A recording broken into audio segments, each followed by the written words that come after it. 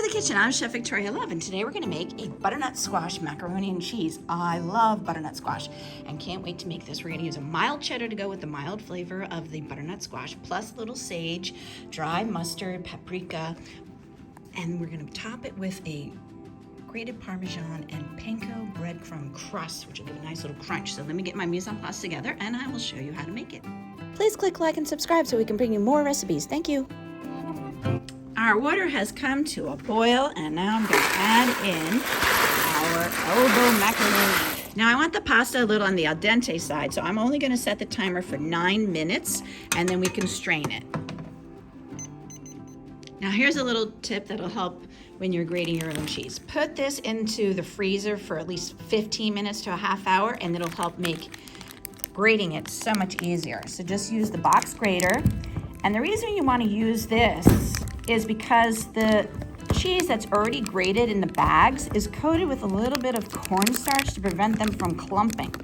And when you add it into your bechamel to make your macaroni and cheese, what ends up happening is that the cheese doesn't tend to melt so easily into it, and it almost sometimes stays, and you have all that extra cornstarch, so it makes it really thick. So definitely take the time and grate the cheese yourself. So after you grate your 2 1/4 cups, you want to reserve 1 cup because that will go on top of our macaroni and cheese. So make sure you measure off that 1 cup to reserve to put on top. This is a 3-pound butternut squash, so I'm just going to estimate 1/3 of this, but I'm going to peel it first and then I'm going to cut it into 1/2-inch cubes.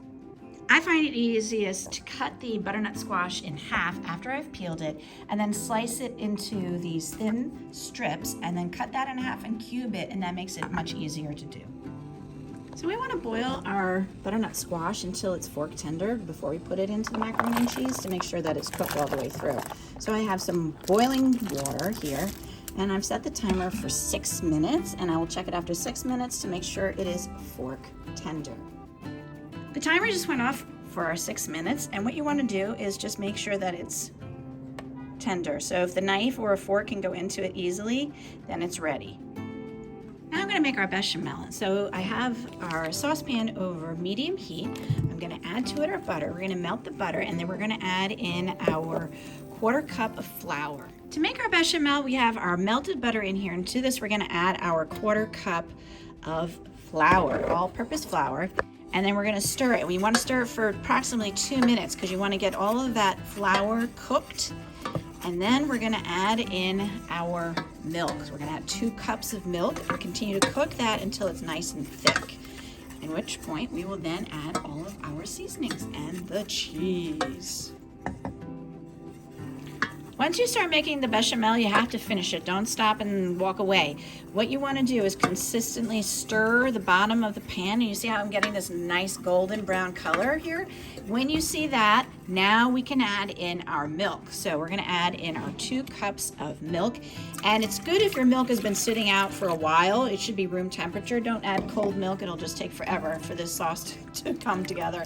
And so again, we're just now going to stir this until it thickens. So it's about 2 minutes. So we're going to keep heating it up and stirring for 2 minutes. I prefer to switch to a whisk when I'm stirring and making a bechamel. And as you can see, it has now gotten very thick. And if you want to double check it, you take your wooden spoon, put it in, and it should coat the back of the spoon. So now we know it's thick enough. So we are going to add in our 1 teaspoon of paprika, our 1/2 teaspoon of dry mustard, and our 1/4 teaspoon of dried sage. And let's get that whisked in. There we go. And now we're going to add in our 1 1/4 cups of freshly grated mild cheddar cheese. Get that all melted. Look how thick and cheesy this is now. Look at that. Whoa.